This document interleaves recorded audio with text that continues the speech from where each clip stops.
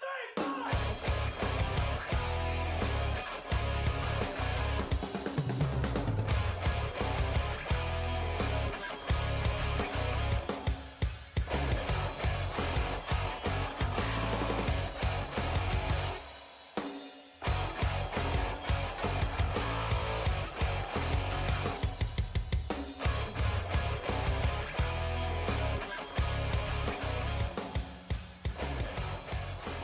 Welcome to the show that will ultimately decide if your children will succeed or fail in life. It's the Mike Sasson Show.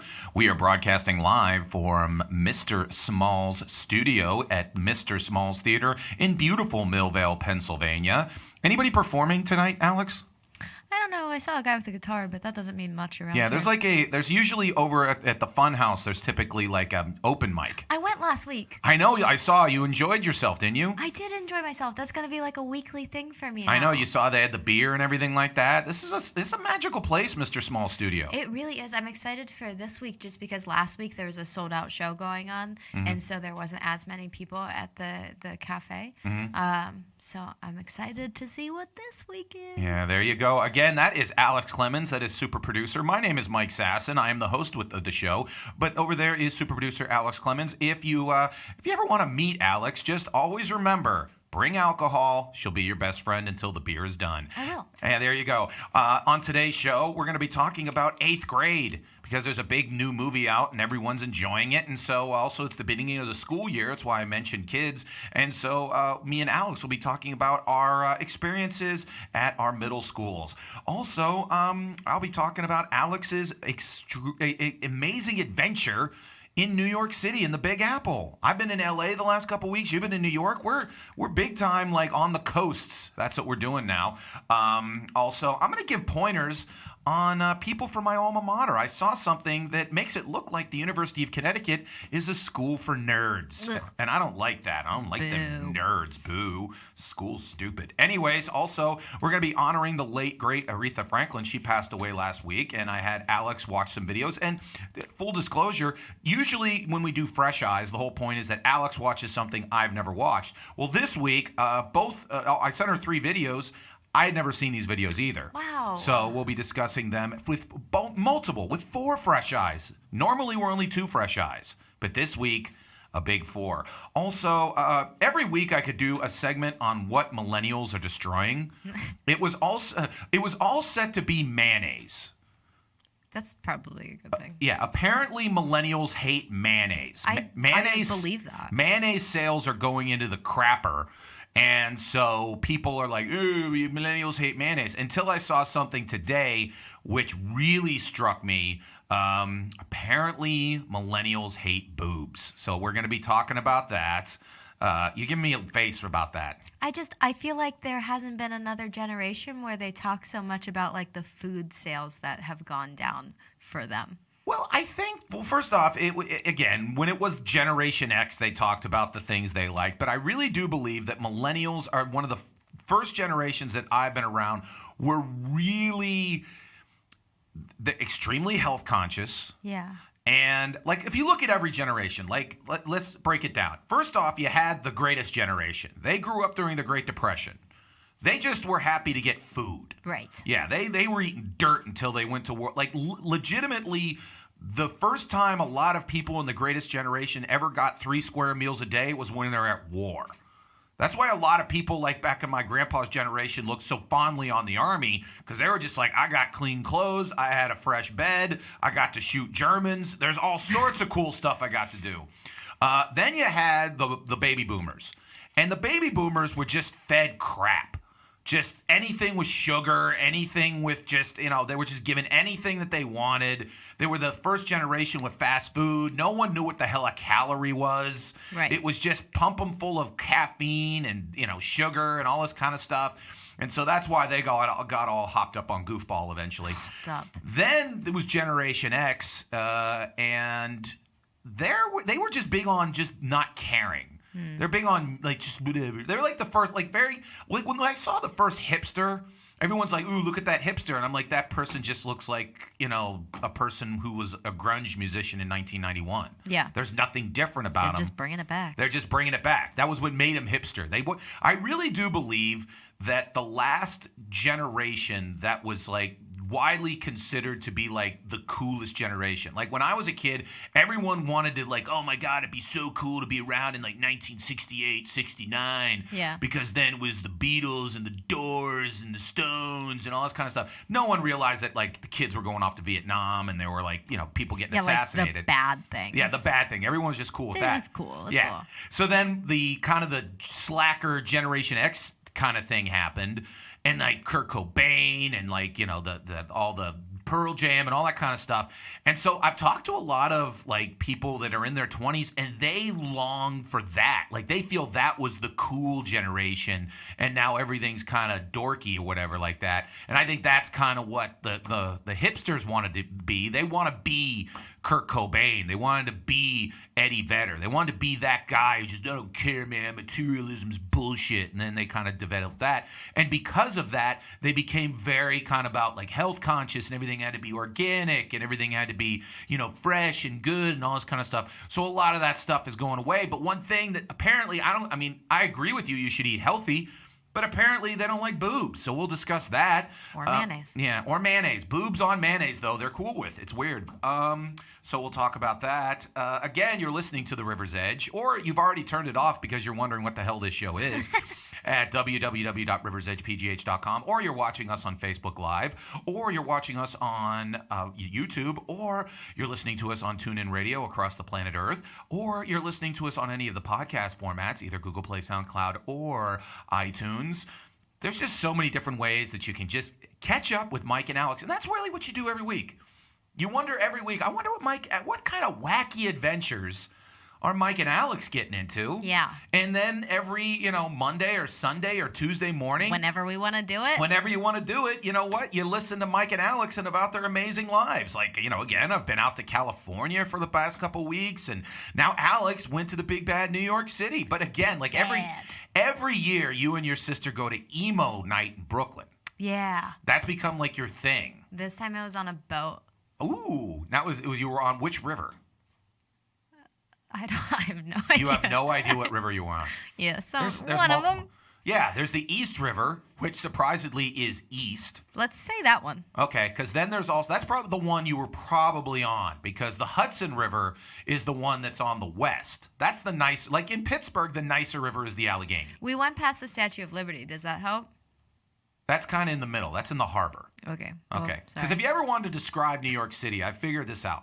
Manhattan isn't straight like this. It kind of goes down. It's like a limp dick. If you really looked at it, it looks like that. And then like Brooklyn and Queens are its balls. Right. And then up top. I stayed in one of the balls. Which balls did you stay in? Brooklyn. There you go. That's the cooler of the ball. Right, yes. Yeah. If you say you're in Queens, then it's almost like, I love Queens. I love Queens as well. My sister lived in Astoria, which I thought Mine was a cool neighborhood. But then your sister went all cool and went back to Manhattan, and that's when she had the cockroach. She went to Harlem. Harlem, yeah. Which is that's a part of Manhattan. Mm-hmm. I know until you get bad, to the river. Not good part. Well, but even that's becoming hipsterized. No. I don't like it there. I don't know. You don't like it in Harlem? No. Well, at least it's not the Bronx. Yeah, I guess. Yeah, that's their slogan in Harlem. At least we're not the Bronx. That's the or Staten Island. That's the area that everyone kind of craps on is Staten Island. Yeah. They're like, that should be part of New Jersey, but somehow, some way, Jim Staten knew somebody in New York, and he got to be part of New York City. Right. Yeah. I'm making up my own history of New York City. That's how it happens. That's how it happened. But how much of your bar thought is about your experience in New York City? It's definitely about the bars that I went to in New York City. Okay, but do you want to get in depth? I don't want to ruin your bar thought before you. Well, I'll tell you about the concert that I went to. So we typically go to them in Brooklyn, but this one was on a boat. Okay. Kind of like a Gateway Clipper, but smaller. Okay. So imagine like I don't know, like 200 some people maybe on a boat of that size. All right. And they had to search us before we went onto this boat. So we're standing out in line, and there's 2 lines, and they separate us, male and female. There's a Oh, hair. see, that's wrong. They shouldn't do that. Sorry, there's a hair in my mouth. I know, and it's a green hair, so that's even worse. Did you see it while I was talking? No. Okay, good. But I knew you were annoyed. You seemed very kind of annoyed by the fact that you were talking at that Well, the point. story is annoying, too. Okay, go ahead. So they separated us male and female, and we're standing out in line. So all of the males got onto the boat first because their security took less time because they didn't have to like check bags or like anything like that. And they're males and they can just do things faster. That's just how it works. And They didn't have to whip out their penises and piss, did they? I mean, what did they do? no, but there's like real intense pat downs. Oh, okay.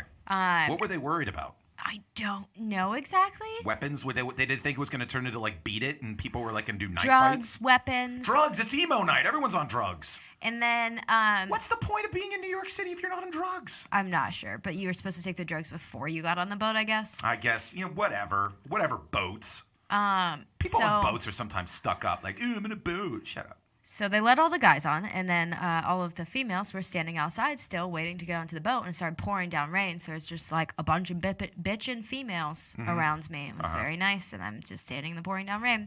So then we finally get up to like the security checkpoint, and they wouldn't let us take gum onto the boat. I was looking at the table where they had taken stuff out of people's purses. There's like essential oils on the table, just like weird ass shit that they wouldn't let you take on the boat. Did they why? What was gum? What was the issue with gum? I don't know. I didn't ask because I was like, just get me on this goddamn boat. Okay.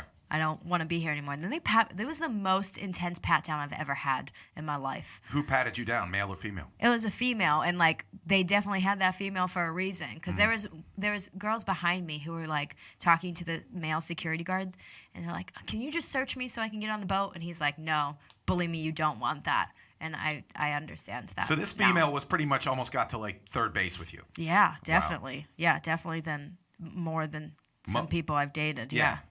People that you've dated for years haven't gotten as far as this woman got. Yeah. But then we finally got on the boat, and it was a very interesting emo night. It was like everyone who shouldn't be at emo night. They were not real emo kids. Oh, so you're now getting all like, ooh, you're not a real emo person. Well, here's the thing. So it was just a huge mosh pit the whole time.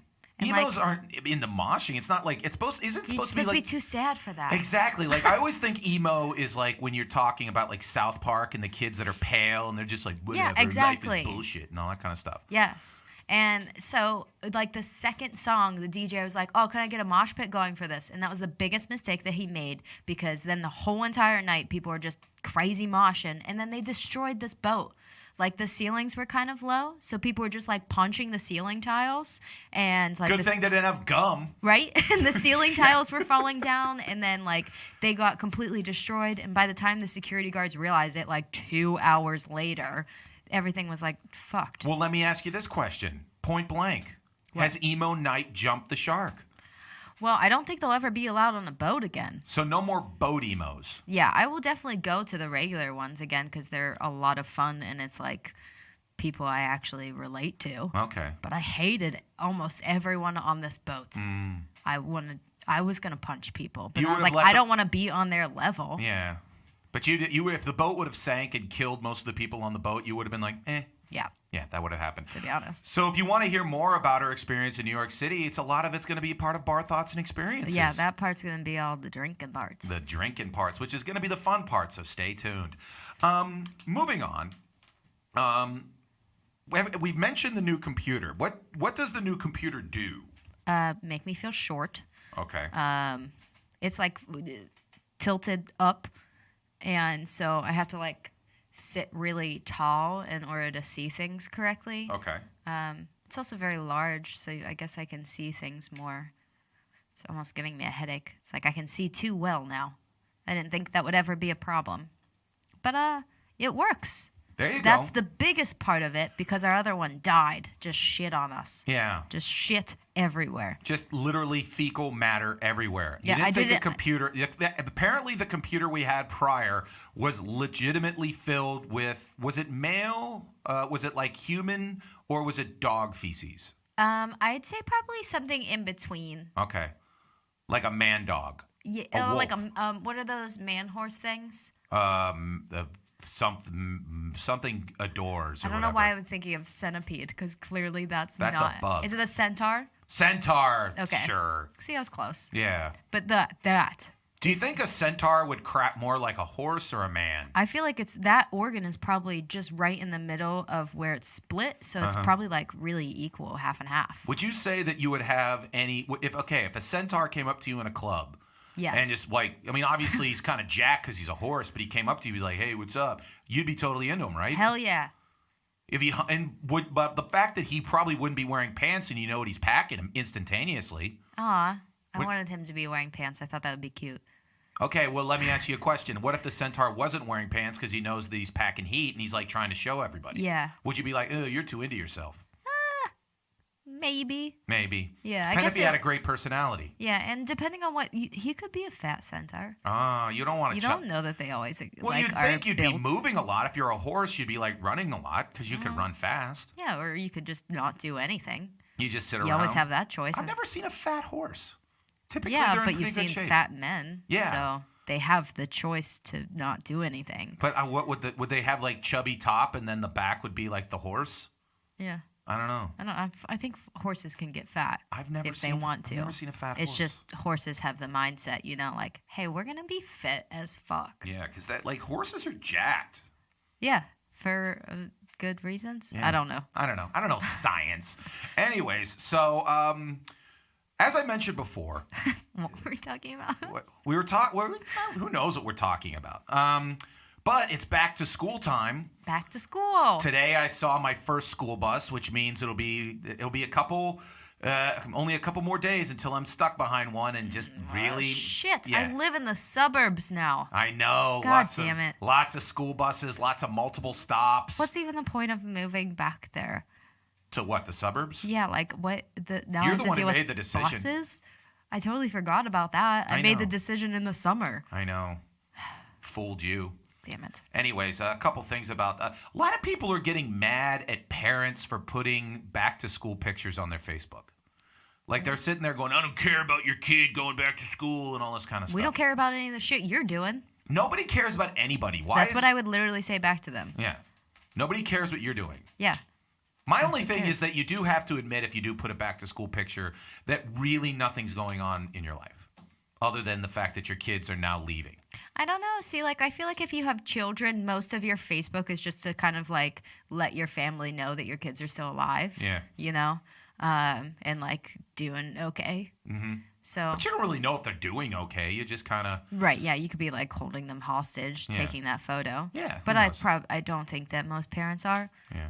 Hopefully. Hopefully not. Speaking of parents, my brother, who is a proud father and a parent, today is his birthday. Oh, happy birthday. I know, 30th birthday. So many people's birthday today. Really? Who else? No, not really. One of my exes.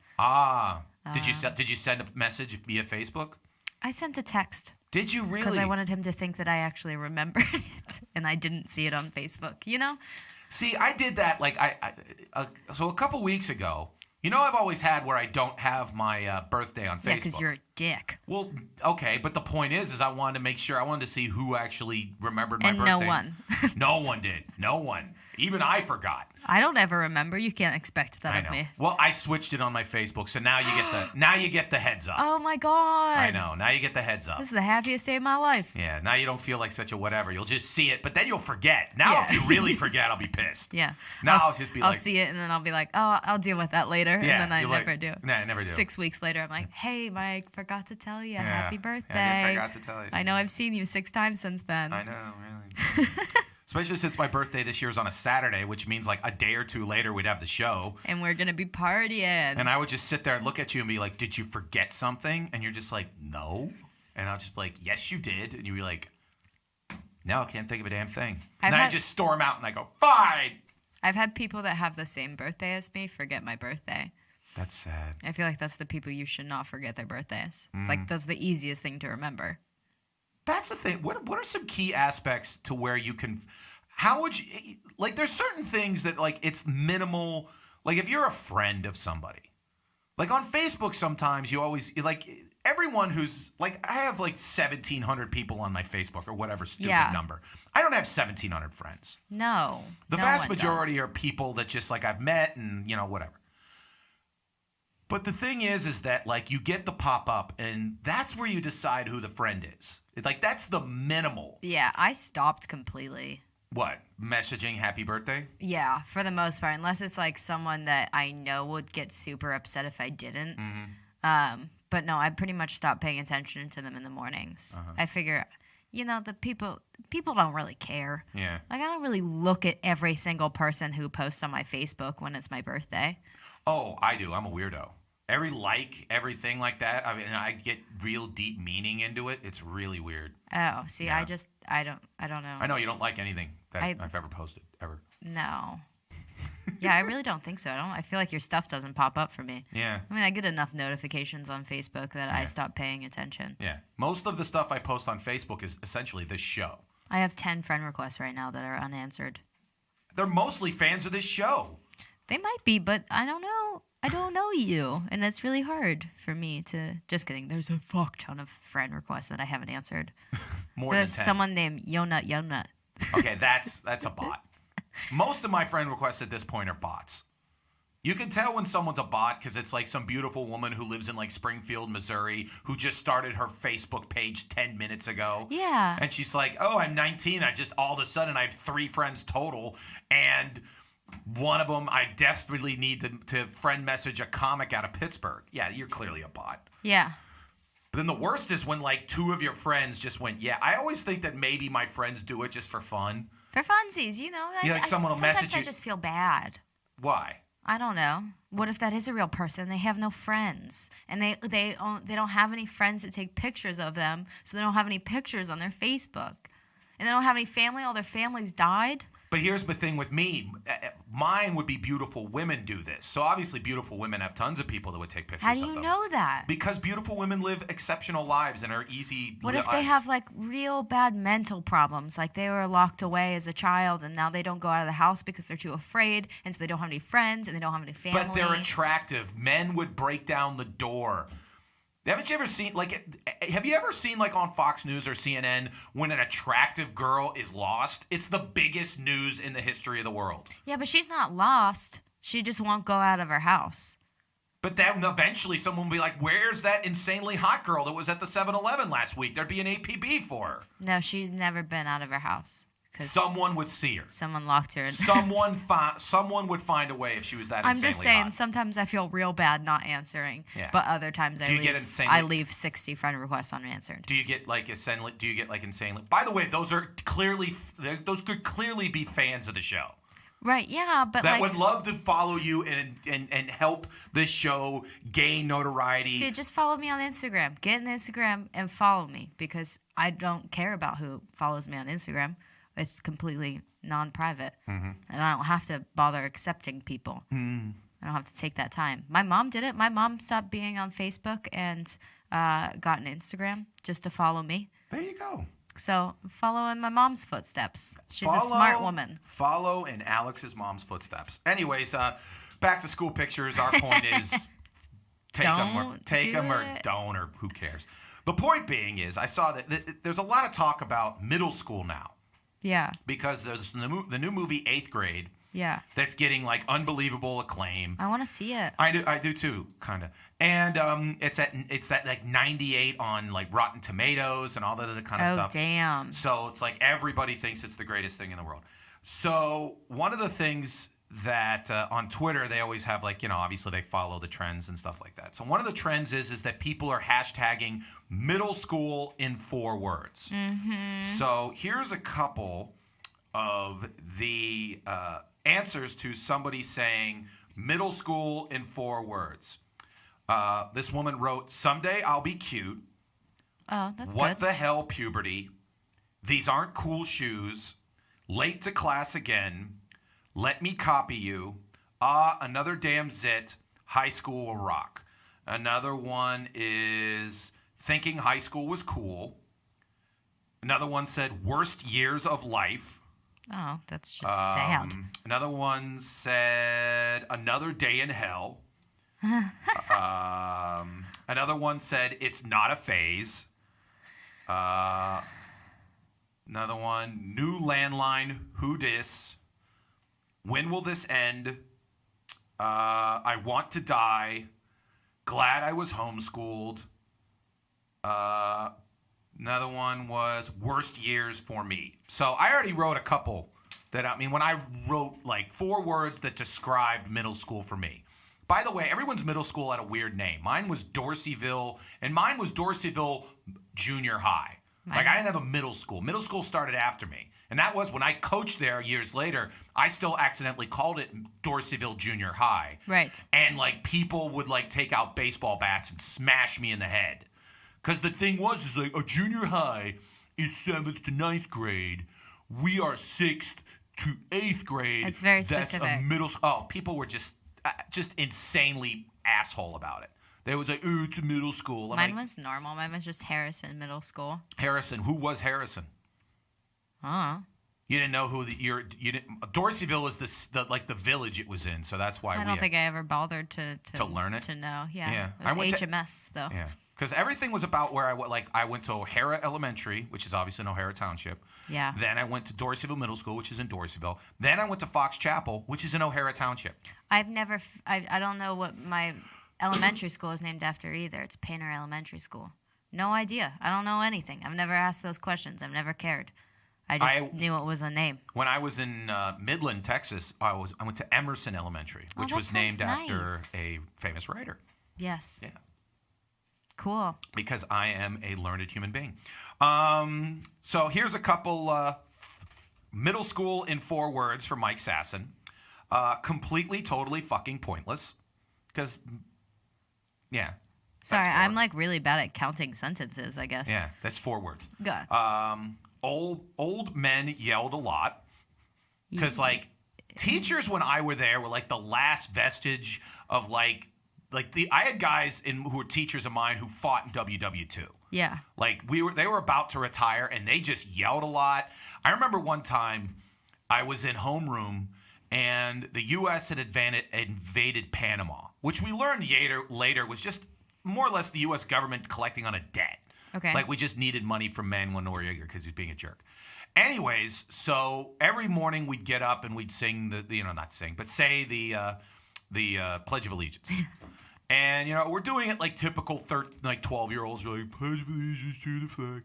And our teacher got so pissed. This old man, he got up, he goes, "There are goddamn people dying for your freedom in Panama. Now you say that goddamn frickin' Pledge of Allegiance like you fucking mean it." Like you said, fucking. No one did that to me. Yeah, all the time.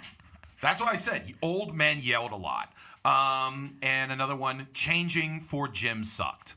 Because it was the first time, like in middle school, you just wore jeans and then you just played tag and then you walked in and you were just fine. Yeah. Now they were like, oh, you got to go down to the gym and you got to change, which means you got to remember clothes, which means, again, I sweat, which, again, and the problem was in middle school, we hadn't gotten to the point where we'd actually shower. But we'd change, and so for the rest of the day, I just was hoping that the deodorant would cover up any sort of sweat, which, by the way, it didn't. So those are some of the middle school in 4 words. So to anybody going into middle school, here would be my point to you. It's literally the 2 to 3, depending on what type of school district you're in, most pointless years of your life. I loved middle school. Uh-huh. But did you? For the most part, I loved middle school. But do you agree with me that it was pointless? Yeah, definitely. Like I had really great teachers. That's why I loved it. I had horrible ones. But like barely competent. I don't remember. Well, I don't remember what I learned in most of school. Exactly, because especially middle school. Yeah. I don't know. I learned about like clouds and things. What do you know about clouds? Nothing. See, exactly. No one knows anything. It's all pointless. They helped me get into college, but other than that. Did they? Do you know who helped me get into my college? My mom and dad's gene pool. That's what helped me get into college. That's it. I say that because I took the ACTs, which have science on them, and the only science question I remember from it was about clouds. Okay. You didn't take the SATs? I took them twice, and I took the SATs 3 times and the ACTs twice. Couldn't get it. This is how stupid I was back in high school. I know we just completely skipped over middle school, but I knew I was going to get a scholarship to play football. And I knew with my grade point average, it was a sliding scale. So because I had like a 3.0 something in high school, I knew all I needed was a 700 on my SATs. Yeah. Which, let's be honest, if you can't make 700 on your SATs, you should be cleaning toilets for a living. Sure, yeah. It's not that hard. So everyone else was sweating. Everyone else had like hired Princeton review people to help them with like, making sure that their kids. Oh, this was Fox Chapel. There were like people that like hired like CMU graduate students to help them and they would be going into the into like the classes, and there were like 24-year-old people taking the SATs. Because that was the first time like they had redone it. Was the first year they had like an essay and all this other kind of stuff. Oh. And so I knew that I just needed 700. So I legitimately brought the newspaper and a cup of coffee and like a bagel sandwich. And I just finished it. And like within like 10 minutes I was done. And I was in the back of the room reading the paper, drinking coffee, and eating a bagel sandwich. Completely just kind of like whatever. And like the teacher was sitting there going, Mr. Sasson, you have another 40 minutes. And I'm like, no, I'm good. That's how much of a jerk I was about it. Yeah, you sound like a dick. Yeah, that's how everyone else was sweating. And I was just like, yep, don't care. By the way, got a 1060. But anyways, so. I'm so proud. I know. I don't know what my SAT score was because I'm not one of those people. How do you not know what your SAT scores were? I have no idea what it was. I just know it wasn't good enough. To what? To get the highest scholarship, like the highest academic scholarship at Point Park. Ah. That's why I had to take them so many times. So Did you ever think of cheating? No. That's what I'd have immediately brought up cheating. See? I just kept taking it. I figured I'd get it eventually after I knew all of the questions. This was how dumb the SATs were, especially my younger brother. He eventually went to IUP. He knew he was going to go to IUP to play football. But Geneva College kept on him to go to Geneva. And Geneva was offering him a ton of money to go to Geneva. But Geneva was like an all-Christian school in like Beaver Falls. Yeah. Clearly my brother didn't want to go to that. But my dad was all bent out of shape of like, if you get like a 1,200, you could get like into Geneva and you could get a full school. And my brother's like, I'm going to IUP. You're an idiot. June of my brother's senior year, my dad made him take the SATs again. June of his senior year. September, he's in college. June, he's taking the SATs That's again. great. Yeah, wonderful time. But, okay, so you've had time to think about it. Yeah. Middle school in 4 words. 5 words. I said 4. Do boys like me yet? That's. Why does it just go, do boys like me? Yeah, but like yet. I'm real hoping. I don't know. I feel like because my biggest thing about middle school, because it was pointless, like I was only focused on boys. That was all I cared about. What was life like being focused? Like when you'd walk into a class, you were just like, where are the cute boys? And you just wanted to sit near them or get like attention? I mean, that's kind of still how it is now. I know. I base most of my things on how attractive males are. Mm-hmm. But it was a very exciting time. By the way, the ugly ones of us really feel good about that. Go ahead. It was a very exciting time because boys were like mildly starting to pay attention to me. Uh-huh. And I had like my first kiss and like first guy put his hand like on my leg and things like that, and it was very exciting and I was all about it. You were just big time like, yeah, boys are starting to kind of come around. Yeah, except they weren't at the same time. Like I remember like in 7th grade, I remember hearing about the first person that had sex and I was like, holy shit. Yeah. What's happening? Yep. What? I don't even know what to do there. Mm-hmm. And that was, so I heard that and then I was like, oh wait, I'm way behind everyone else still. Yeah. But it was a good thing. Yeah. That was an okay thing to be behind on. I really don't think that. That's not really being behind. It's know. being a normal person. Yeah, there's always the one weirdo that like, and I'll call him a weirdo. Like it's 6th 2 grade. weirdos. 2? Well, because you have to have a partner there. You know? I know. But I would say the weirdo I would know. The girl I would have no clue. She always went to like some other school. She went to like Springdale or some guy's like, oh yeah, I went with some girl. She goes to Highlands. And I'm like, I don't even know where the hell it is. Like in middle school, even stuff that like is pretty close, you figure is like the farthest way in the world. Like if you're at Dorseyville Middle School and someone would say, "Oh, I went out with a girl with Baldwin." Like, where the hell's Baldwin? Right, yeah. Where? Like that's like 2 hours away. How the heck do you live with such a long distance relationship type deal? Yeah, but there's like. And when I met you, you didn't even know Fox Chapel's like where it was. I couldn't get there. Yeah. Yeah.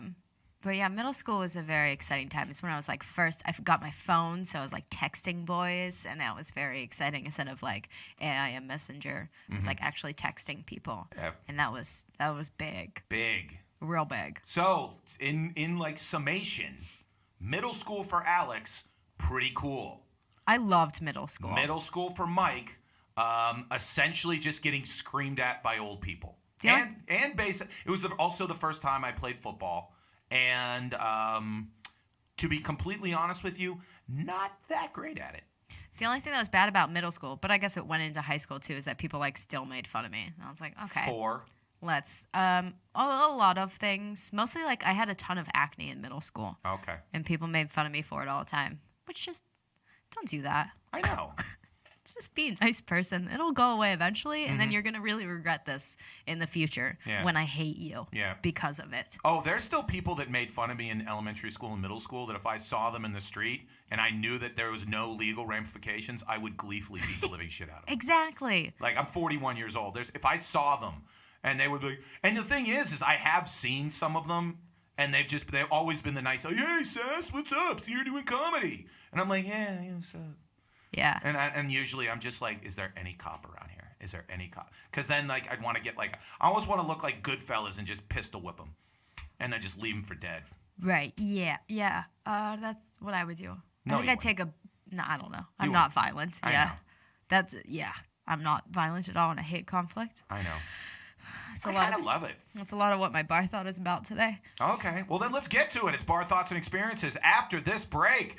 It is the Mike Sasson Show. You're listening to us on the River's Edge at www.riversedgepgh.com. We will be right back. 1, 2, 3, 4. This is the River's Edge at www.riversedgepgh.com, where you get the best local music and the best talk in the history of the world. One thing that I don't think people realize, listen to terrestrial radio morning shows. Then listen to ours. You'll be like, are you kidding? These people get paid to do this? Are you kidding? And Mike and Alex, the funniest two human beings, doing interesting, introspective discussions about real shit. About Alex liking boys in 8th grade. I know. Liking boys, and you know what? Boys starting to like Alex back. That's the key. It only took how many years? I started liking boys when I was in 1st grade. Yeah. Probably before that. Yeah. I just wrote about it in 1st grade. Uh-huh. There you go. You started, writing about it? Yeah, I had a little diary. Oh, diary. I would draw their pictures and like their name. God. I'd be like Brian and Alex. Dear God. Diary. That takes up too much time. Diaries. It's so much fun to look back on. No, it's It not. really is. No, it's not. It's I'm so the glad best nobody. thing that I ever I'm did. so like some people like it's weird because I know we haven't gotten to your bar thoughts, but one of the things is that the fact that there might be only 5 pictures that exist of me prior to digital photography, and I'm really glad about it. If you want to sit there and find a picture of me in middle school, pretty much it was just me, just kind of like giving you a face of like. I don't know if you knew this, but I like really like myself, so I'm really happy that there's a lot of pictures that exist of me and that my family is like that. I know. I would say legitimately 5 pictures exist of me. Like I think there's 2 pictures of me when I was a baby, like a couple pictures of me, like 2 or 3, and then pretty much. But you got to remember, most of your life has existed during digital photography. And when did you get like your Facebook? When you were like 2007. Okay, so 11 years ago, you were in middle school. I think I was the summer before I went into high school. Yeah, so most of your life you've had social media, so that's a tremendous. Like my brother's the same age as you, and he talks about that like his generation is gonna like have their almost entire lives documented on social media, whereas mine, I got my Facebook when I was in my 30s. Yeah, no one really cares and no at one that really point. cared, and no one's taking pictures of me. And every picture I ever took, I was just like, man. I don't Most know. of them, I think, like probably 5 out of the 5 are with me or I have taken them. Most of the pictures that exist of me are comedian related, comedy related, and or this show related. Yes. Yeah. Most of the pictures, if 100 years from now, people will assume that you were my sister. Like, they will assume that we were related. That's how many pictures of us exist together. I hope people don't assume that. Why would that? Not that I don't like your family, just I don't really want to be a part of it. You don't want. Who does? And that's why she loves to drink and to talk about it. It's Alex, Bar Thoughts and Experiences with Alex. Play your theme song. Maybe y'all can relate. My style's dope anyway, that just Can we sing it for you? It's a fresh cut. Yes, I do. It's a fresh cut. Hope that you like it. That was amazing. Your talent is incredible. I can see why boys, when you were in 8th grade, started to like you. Okay, go ahead. What's up with Bar Thoughts? So my bar thoughts this week. So I went to. By the way, can you put in the music later? Yeah, if I want to, yeah. Okay, all right, because Depends on how drunk I get tonight. No, just kidding. I can do that, I guess. So I went to a couple bars this weekend, as you would imagine, because I was in New York. People really appreciate my look in New York more so than in Pittsburgh, and it makes me happy. like I saw the one post where you said someone came up to you and said you like your motif. Yeah, that was weird. That was real weird. Okay. But like every bar that I went into, multiple people were like, "Oh my God, your hair is amazing! Like everything that you're doing is perfect for you." Yes. I'm like, "Oh my God, thank you!" Like they were very nice compliments. But anyways, there was a lot of nice people who complimented me, but there's also a lot of fucking jabronis at the bars. Lots of jabronis. New York that's the thing about any big city compared to Pittsburgh. Every city is pretty much the fucking same. Yes. The difference is the ratio, the numbers. Like in Pittsburgh, there's like 5 good steakhouses. In New York, there's 50, Godzillion. Yeah, gazillion. So isn't like there's no good steakhouses in Pittsburgh. It's just there's more in New York. Same thing with comedians. People sit there and go, "Oh my God, comedy in New York City." Yes, there's a lot of good comedians.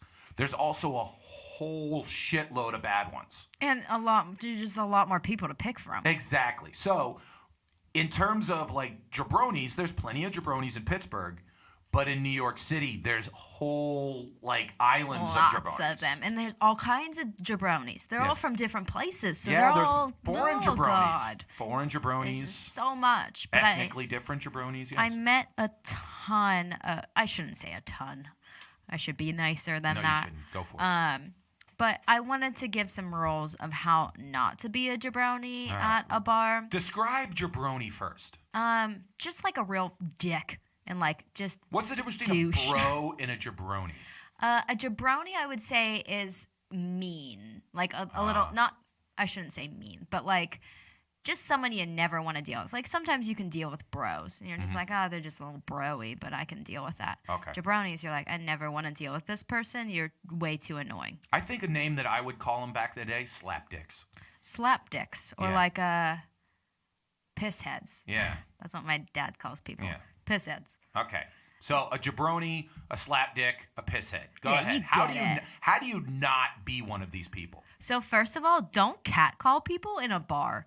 Like We've discussed that you're not a huge proponent of quality catcalling if you can just walk away and you have freedom to kind of. Yeah, but in a bar, it's weird. Like when me and my sister walked in this bar the other day, we were like immediately head to the bathroom and just like people To do coke. to pee. Oh, okay. You know, All right. what you do in bathrooms. There wasn't a line for the women's bathroom, and there was a line for the men's bathroom. That has nothing to do with this. But anyways, so people people catcalled us, and I was like, that's such a weird thing to do at a bar. Why don't you just come up to this girl? You have way better chances, and then you don't look like a fucking jabroni. Like, what were some of the catcalls? I can't remember them. I was a little too inebriated. Okay, so maybe people weren't catcalling you; they were just in your head. It's just they like, just like don't say things to people like in passing or like yell things out. Like just go up to the person and be like, "Hey, how's it going? So like My across the name's bar, Dave." you'd sit there and say, "Be like, yo, you fine." Yeah, and I'm like, Which is stupid. You're in a room. Come up to me, buy me a drink, and be super cool. yeah.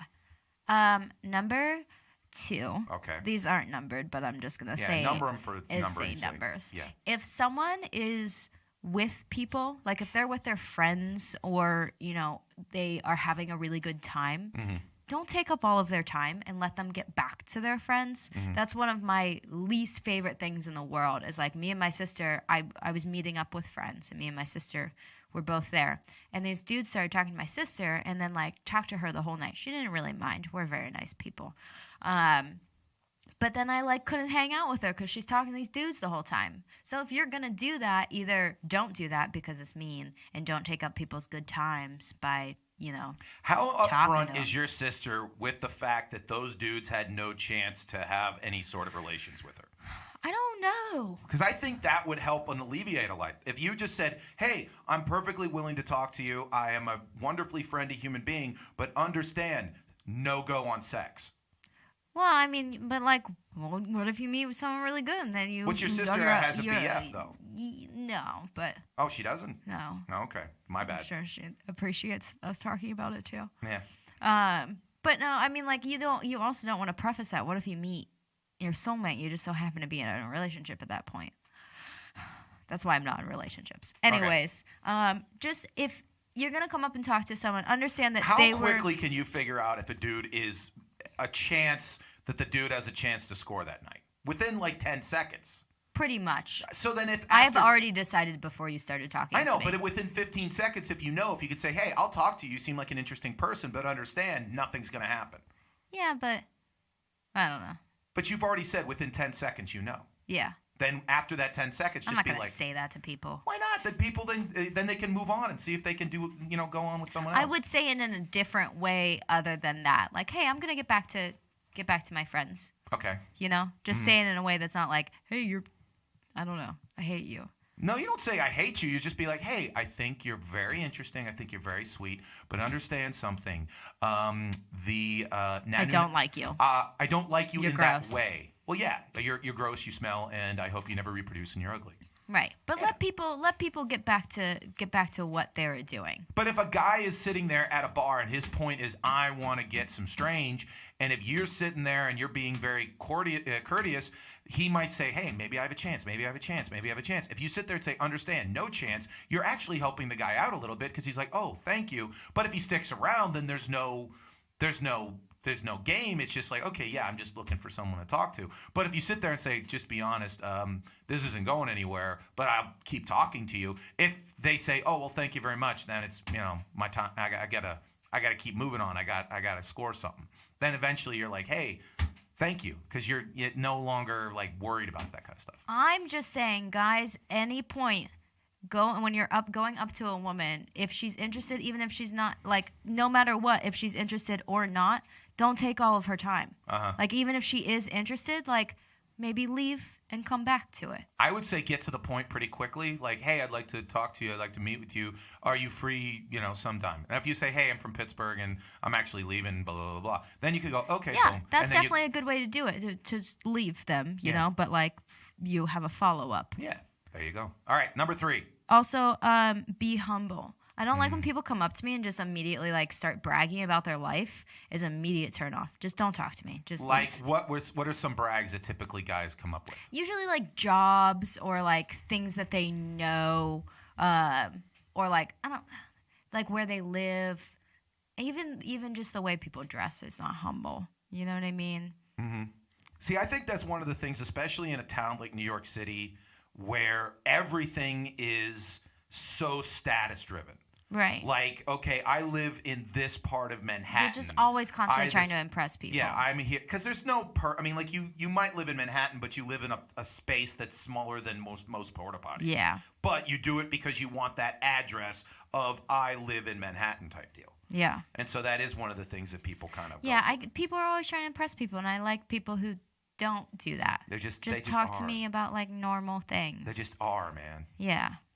Don't tell me that you're like I'm a doctor and I save people's lives. Oh, well, that's coming up in a couple minutes. We have something that you'll enjoy then.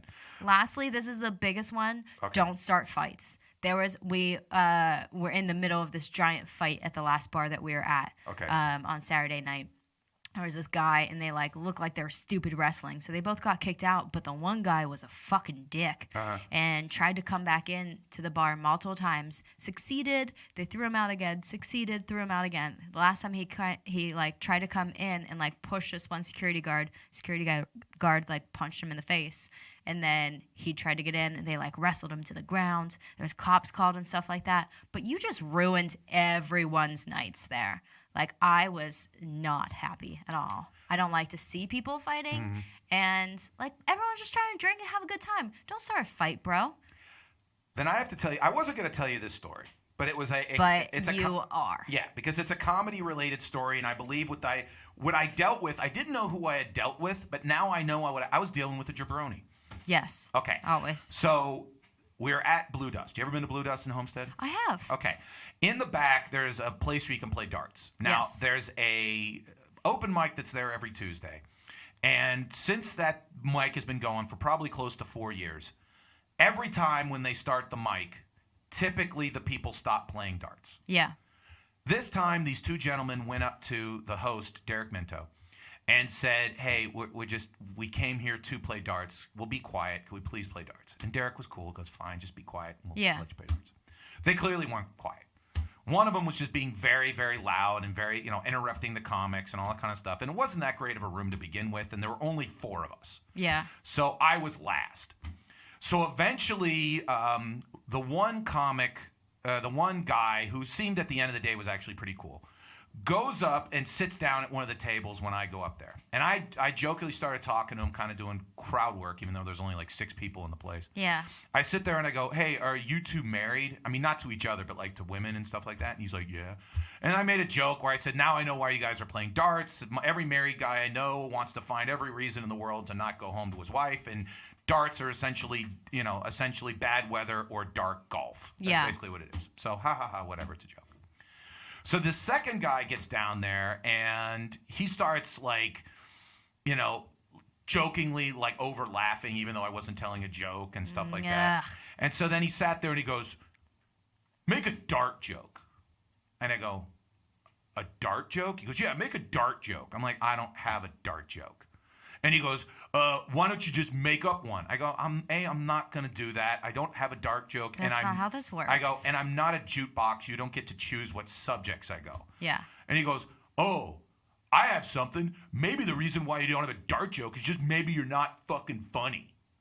And so I look at him and I go, just in this tone, I go, no, I'm pretty comfortable with the fact that I'm confident that I'm funny, just like I'm pretty comfortable in saying that you're a piece of shit. Yeah.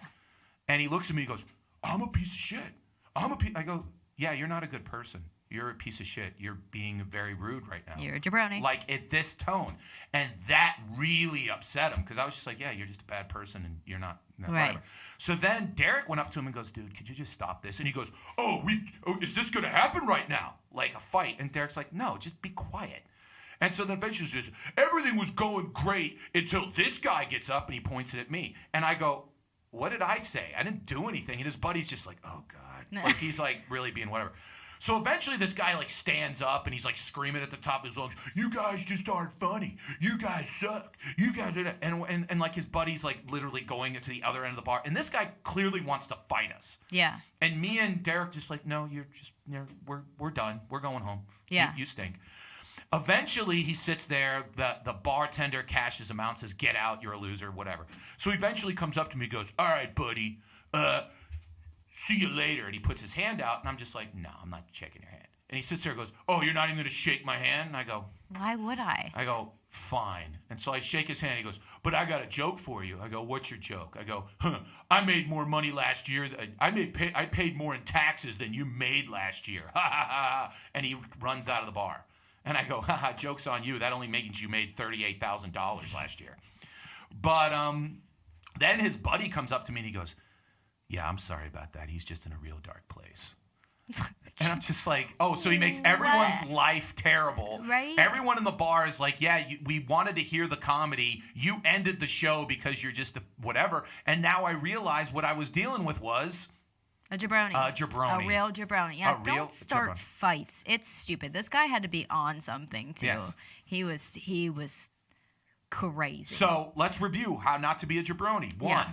I already forget everything. Don't catcall people Don't in a catcall people bar. in a That's bar. weird. Okay. If you're talking to someone, don't take up all their time. Okay. Let 3. them get back to what they're doing. Yeah. 3. Be humble. Be humble. 4. Don't start fights. Don't start fights. If you do that, you're not going to be a jabroni. Yeah, you'll be. Well, I mean, you might still be. You But you might won't find act- some ways to do it. Yeah. But those are some good tips on it, like maybe how to not be Yeah, one. and then your jabroniness won't exclude, like, Yeah, you scream have better through your chances pores. of people not hating you. Yeah, there you go. That was Bar Thoughts and Experiences with Alex. Thank you very much, Alex, for regaling us with your tales of the big city. There you go. Now, I don't even want to play music anymore. Do you want to? Sing it? You don't have words to yours. Mine's just... There There you go. you go. I'm not going to put music back in for that, though. I'm Okay. going to use that because Okay. it was beautiful. Thank you. I'm so talented. Anyway, so this week, I'm going to fix my alma mater. Okay? First off, show the picture of the logo of the University of Connecticut because it's changed like a couple years ago. Looks like essentially like a mean wolf. It looks like a Ed Hardy T-shirt. I know. They're trying. It's real cool. I know. Look at that like paint splatter in the back. Yeah. Yeah. So that's the logo. So just so you see it. Now, there was a chart that was put together by the Princeton Review in which on the left was how much the school parties. Yeah, most to least partying. Yeah, and then it was a chart, a graph, I don't know what it is. And then from left to right is how much they study. Yeah, I like the pictures that they use too because it's like a keg to just one beer and then like one book to all of the books. Okay, find the wolf. What? This thing is, there's so many things. I know, but you can find it's in the bottom right corner. Oh, it's literally just like the wolf. Yeah. Yeah, it's pretty low down there. You probably have one beer a night and you read 60 books a night. So that's what it looks like. So the University of Connecticut, according to like the Princeton Review that studies all this, right now studies a whole ton and doesn't party. What the hell, Alex? I don't think there's no way that my school's on here. They don't care enough about us. They don't care. But here's the thing. I'd be mad. I know. I'm here to fix the kids at the University of Connecticut by the fact that simply they're a bunch of eggheads now. Well, how do you know what it was when you were there? Maybe it was the same. You just didn't know. Playboy ranked us as one of the top 10 party schools in the country. Okay, fine. Right before we showed up.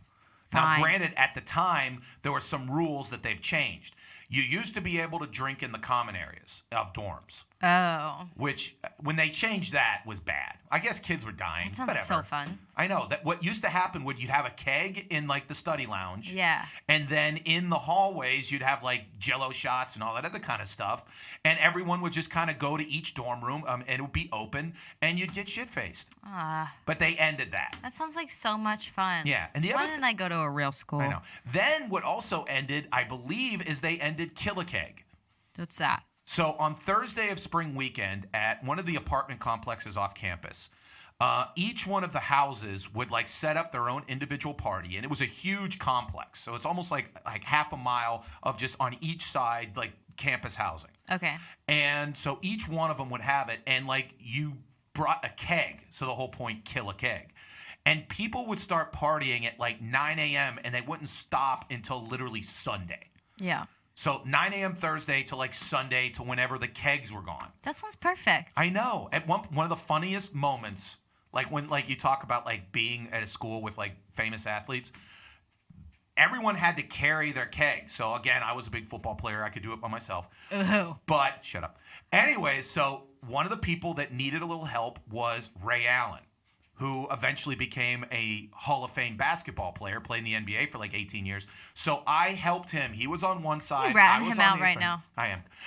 And I helped carry Ray Allen's keg to the party because we were going to the same party. Wow, Mike, So- that's really cool. Isn't it really cool? Really cool. I know. But now they've changed that. So here is how I'm talking to the young men and women who go to the University of Connecticut and trying to help them get a little bit like funner. I don't want to see these charts where like UConn's in those things. Right. So first and foremost, I just have to say, stop worrying about your grades so much.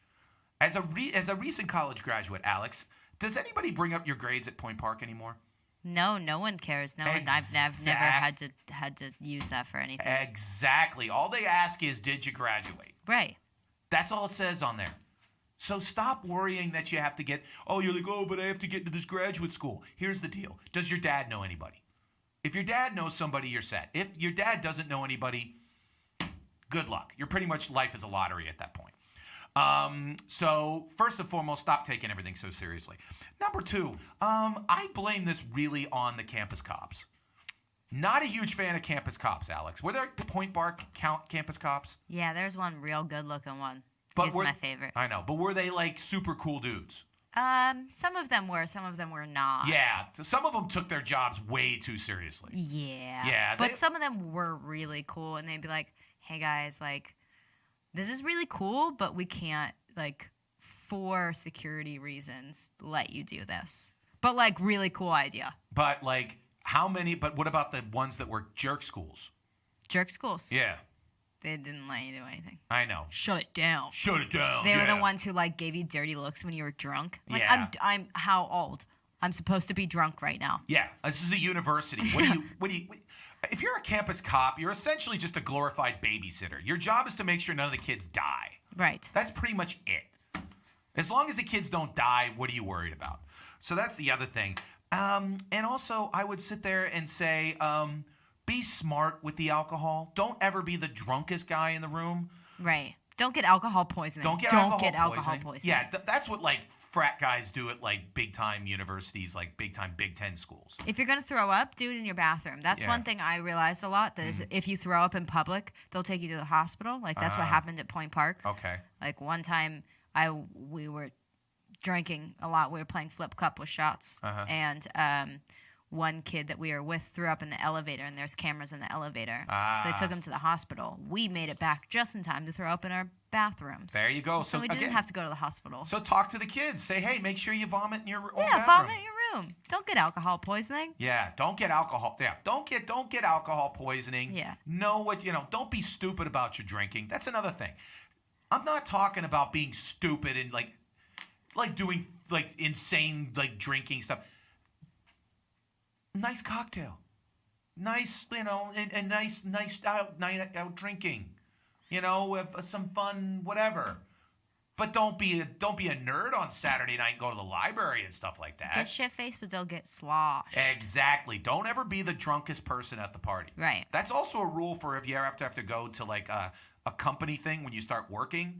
You can be drunk. Yeah, but don't be the drunk. Like this is because everyone hates that person because they ruin it for everyone. And also that's how you get a reputation. There was one time that we were in San Francisco on a company conference, and I was sitting with my boss and a bunch of other people, regional people, and it was like 1 a.m.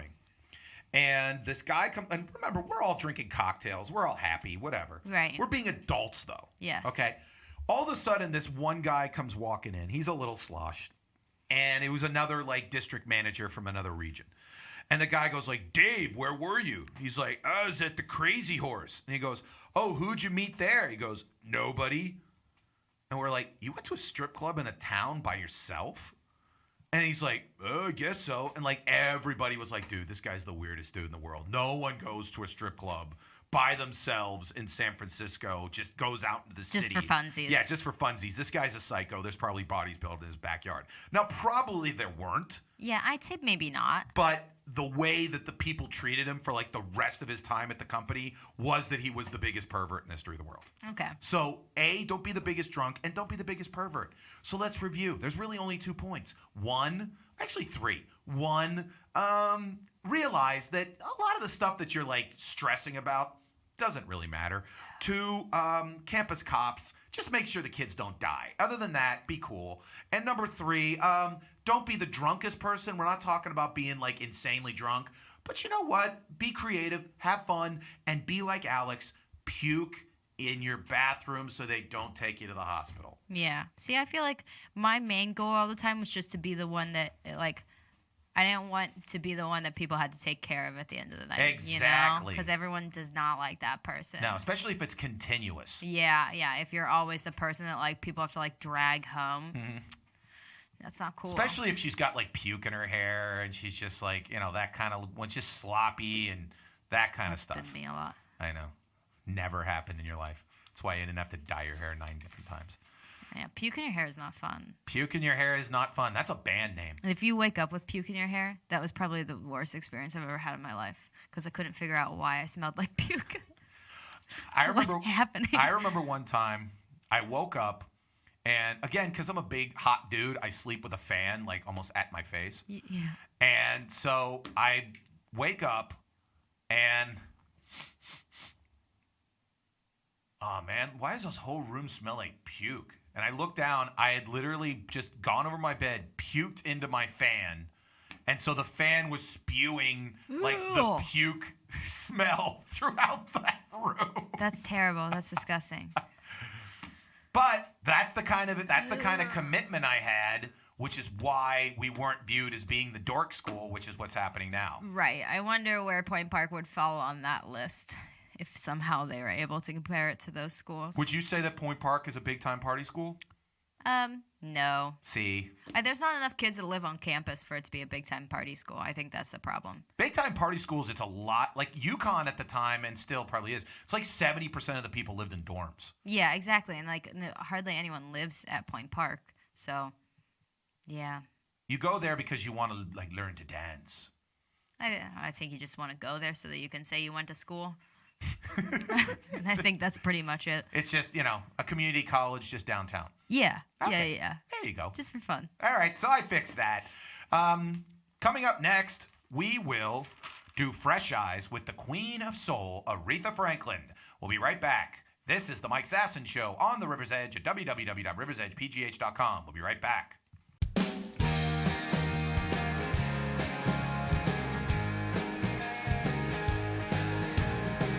There's no love like a country girl with money. And we're back.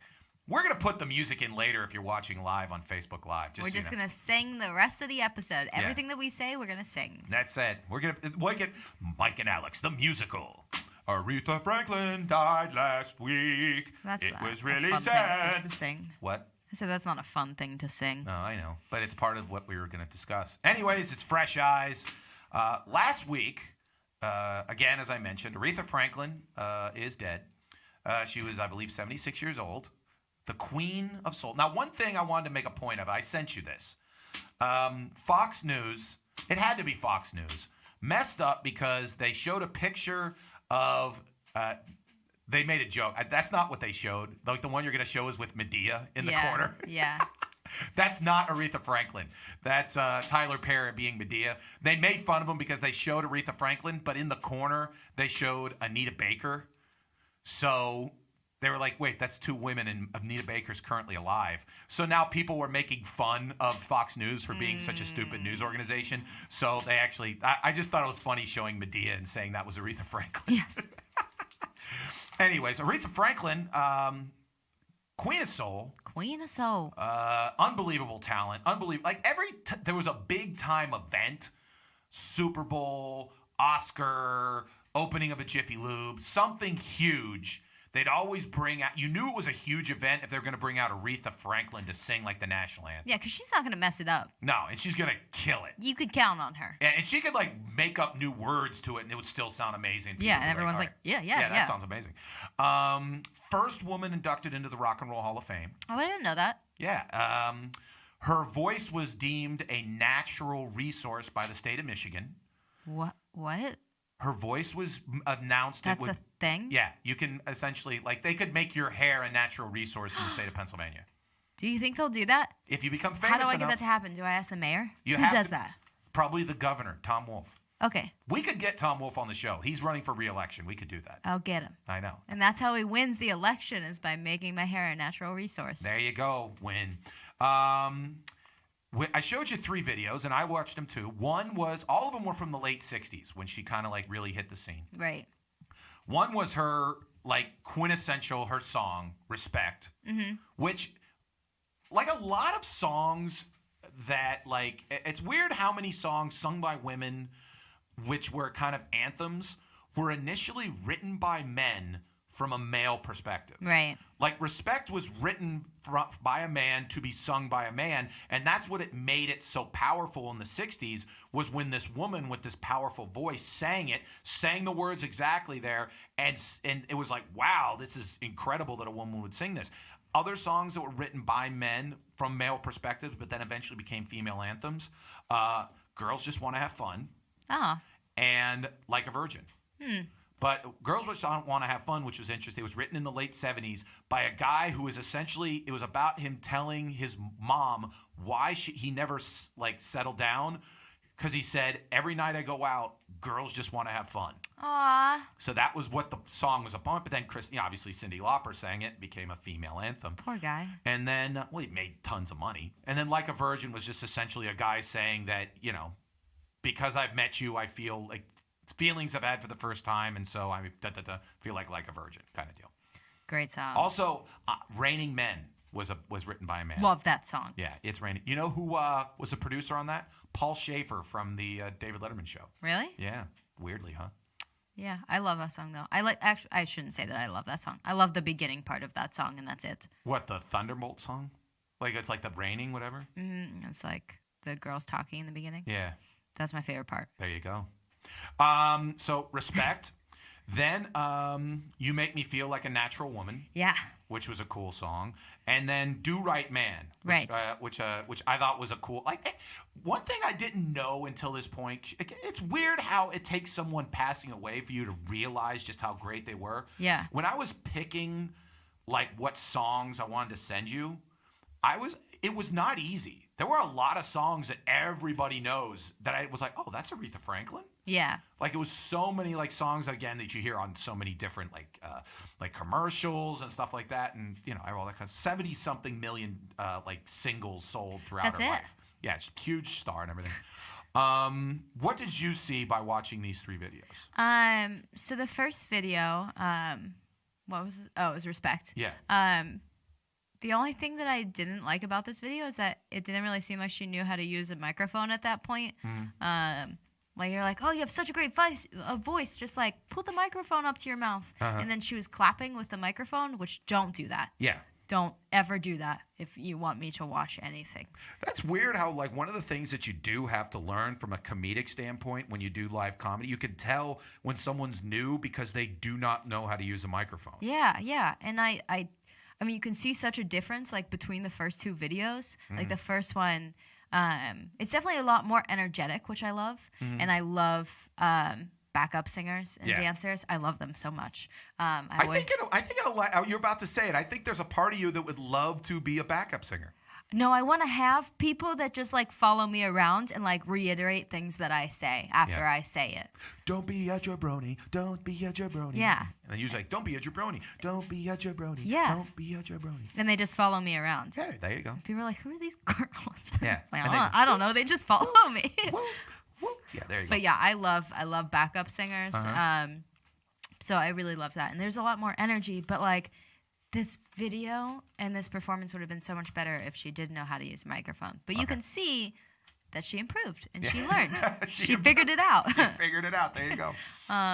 Yeah, so Natural Woman is one of my favorite songs because it's one of our family car ride songs. Okay. Back in the day, we used to sing it all the time, and me and my sister would be the backup singers. Okay. And my mom and my dad would be the main singers. Okay. So your dad would be singing "You Make Me Feel Like a Natural Woman." Yes. There you go. And it's one of my favorite songs, and also I'm almost 100% sure that this is true, but that Carole King wrote this song. Yes, I believe she did.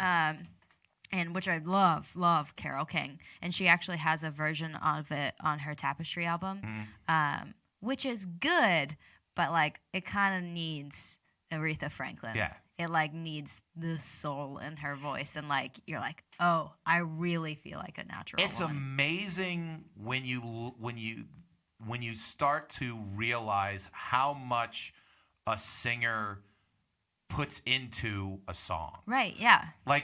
They always say that Frank Sinatra, what made him Frank Sinatra was when he sang about heartache, or he sang about loneliness, or he sang, it was an actor. You really felt at that moment he was truly alone. He was truly sad, or he was truly in love. Yeah. It's the same thing with Arehta Franklin. When she sat there, goes, "You make me feel like a natural woman," which someone will edit that and make me whatever. But but the thing is that you do really feel that she has fallen in love. Yeah. That she's just saying to her man, "This is how much you make me, this is how beautiful it is." And from a male perspective, how it would be incredible to have a woman sing that. Like, you always sit there and say women would sit there and go, "Oh, how incredible is it that someone wrote a song about you and sang it to you?" Well, from a male perspective, my woman would sit there and, say this with this much soul. Yeah, it would hit you in the heart. Go, damn.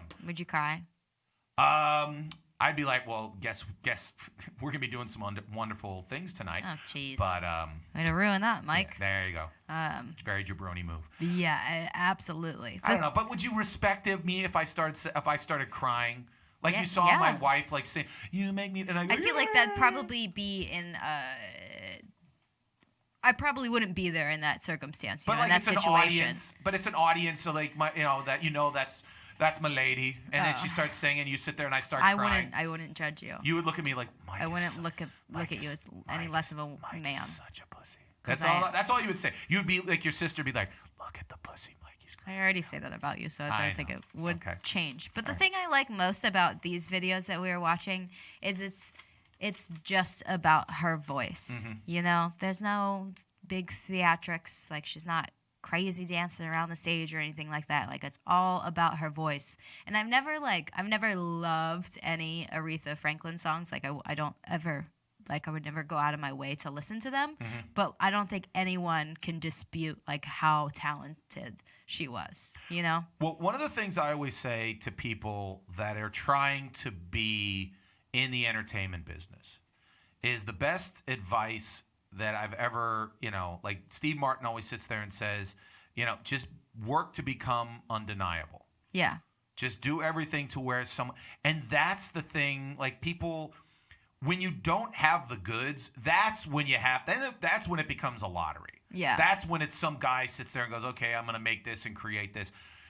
But everybody in the entertainment business is just looking for the people that they don't have to work for. Yeah. I always say, I tell this story, and it's, I remember when I was coaching football, I went and spent a couple days with the football coaching staff at the University of Akron. And so I was with this coach who had coached in the SEC and been coaching for 25 years. And I was in his office, and I was just shooting the shit. And so I said to him, I go, "What are you looking for that I can tell my kids? But what are you looking for when you pop in a highlight film of a high school player?" Mm-hmm. And he looks at me and he goes, "Mike, I've been married to the same woman for 25 years. She knows nothing about football. All she knows is to wear the same uniform color as me, go into the stands, cheer for my team, because if we win, we either get to stay or I'm getting a new job. Because if we lose, we got to sell the house and we got to move the kids." Yeah. So that's all she knows. At 6 o'clock every day, I come home and I bring tapes from high school. I want to pop in one of the tapes and tell my wife, "Sit on this chair. I'm going to go to the bathroom. I'll be back in 5 minutes." When I come back in 5 minutes, I want to go to my wife and go, "Katie, who's the kid I'm recruiting?" And I want her to be able to sit there and go, "That's the kid you're recruiting." Yeah. That's how easy I want it to be. Yeah. And I sat there and I say, it's the same thing in terms of entertainment. Make it to where the person who's deciding whether to put you on TV or on the radio or whatever just sits there and says, "Oh, it's easy." That's the person. Yeah, you don't have to make a decision. Yeah, and that's the thing about Arehta Franklin. The reason why she was Arehta Franklin is because when she picked up a microphone, even though, according to Alex, she didn't know how to use it, she was undeniable. It was when she opened her mouth and she started singing, people were like, "Get this person into a studio right now. We'll get the best songwriters. We just got to get that voice on tape. We got to get this voice on there because this person definitely brings the goods." Yeah. Again, we'll miss her dearly, especially when it comes to like the Super Bowl or the inauguration. We're like, "Oh, who's going to sing the national anthem?" And now we just have to hope Adele shows up. That's about it. Okay. Because right now I think she's pretty much Is she next in line for these things? I think she's pretty much next in line of like, okay, if Adele shows up and sings the national anthem, we're good. We can count on her. Because who else right now is that level of singer? Not very many people. There's a lot of great performers. Right. But in terms of like that level, I mean, Whitney Houston in and her that days. level of person that like, just I don't know. You really need someone you can count on. Someone who's not gonna like overdose or something. Yeah, gravitas. She had the gravitas. Yeah. She had the goods. The goods. Every time I sit there and I feel like I should be like a stogie and I'm some old school like she's got the goods. Did you know that Aretha Franklin had kids like super young? Oh. When she was like 13 and 15 or something Not like that. doubting it a bit. Yeah. Woman lived the life. Yeah. Well, now she's Crazy. passed. Well, God bless her and all that kind of good stuff. And that's it. Now we move on to news and notes. Death is so weird. I know. Death is so... Well, it's just like, you're dead. Sorry. We're all going to be there. Yeah. Can you sing the song, please? What is the song again? What? It all starts now. That song, right? Perfect. All right. So every week, you could pretty much do a study, a segment called, I Guess Millennials Ruined Something Else. Because there was a report that Hooters, the restaurant, is slowly dying and going away. Aw. And the reason why is because, according to reports, millennials hate boobs. What if it's just that millennials don't like Hooters? Well, Maybe it's not the boob part of it. Maybe it's Have you like ever been the to a- atmosphere. I've never been to a Hooters. Hooters are... There's like none around here anymore. Yeah, exactly. Because when Hooters started, back in like the mid-'90s, there was a big push for sports bars. And the whole big thing about a sports bar was they had the giant satellite dish. Like, did you ever have any neighbors that had the huge satellite dish? It was like size of half the house. This was before DirecTV. Yes. And so if you wanted to watch a game that wasn't on local, you had to go to a sports bar. Yeah. Because no one else had it. Like when I played at UConn, if my parents wanted to see one of my games, they had to go to Damon's. And the Giants satellite dish would show it and point to it, and they do it. Or like I remember there was this guy who went to Shadyside who lived in Fox Chapel who played at Stanford. You'd think Stanford, every game's on TV. Not back then. They legitimately would be sitting there at Damon's until 2 in the morning until the Stanford basketball game was done. Yeah. Now, because of everyone having, cable and DirecTV and all this kind of stuff, there's no point to sit there and ogle women and eat, chicken wings. There's no point. I mean, maybe their food's not just good enough, or like the atmosphere. Like this picture that you sent me of this Hooters, like it looks boring as shit in there. Like besides there being beautiful, large-breasted women, everything looks boring as shit. Yeah, everything else is just a sports bar. Yeah, and I don't care. They were also like, I would totally go to one, but like all of the ones around here were pretty much gone by the time I was like 10. Yeah. Like I can't go to. Well, I mean, I could have gone to them when I was 10, but it's a sign of bad parents, I think. Yeah, if your kid's going to Hooters at 8, which I did see, that's not a good sign. But this is, I mean, I said millennials don't like boobs. According to a recent study from the fine folks at Pornhub, millennials are less interested in breasts than their elders. Pornhub visitors between the ages of 18 to 24 are 19% less likely to search for breast-related search engines compared to any other age group. Visitors that are 55 to 64 are 17% more likely. Those are like very small percentages to just outright say that millennials don't like boobs. But these are still. But okay. One group really loves it, and the other group doesn't love it. But I think that I agree with you on this point. I do think that millennials are starting to not like boobs. There's like a lot of fashion and things like that to where if you have big boobs, it doesn't work. I think boobs signify more motherly stuff. I think that signifies a little bit more like commitment. Yeah. Whereas I think butts signify just fun. Just signifies like twerking and just which I think is sad. Yeah, and also I think it signifies kind of physical fitness in a sense that big boobs sometimes indicates that she's got big boobs, but if she's got a nice butt, that means she's on a Stairmaster and she's working out and all that other kind of good stuff. Yeah. But I agree, it's sad. It's really sad. Mm-hmm. I mean, why wouldn't we like the things that, women are just blessed with? Yes, well, that's one thing that I've always said is like, well, what is your favorite part of the woman? A lot of times, whatever that woman is her greatest attribute, whether it's a smile or eyes or boobs or butt, I go, you know what? Great butt, great boobs, great smile, great intellect, whatever it is, I usually say that's the greatest part because that's what kind of guy I am. Boom, win. Just a victory. great guy. Great guy, non-jabroni-like. Great guy. But let me ask you a question. If you had to speak to the millennials out there, just sit there and try to sell boobs to them. Oh, not Hooters, because I can't sell Hooters. Yeah, Hooters is dead. Hooters is dead is the state of Michigan. I'll say it again. I've said it before. Millennials' boobs are classic. Yes. They'll never go out of style.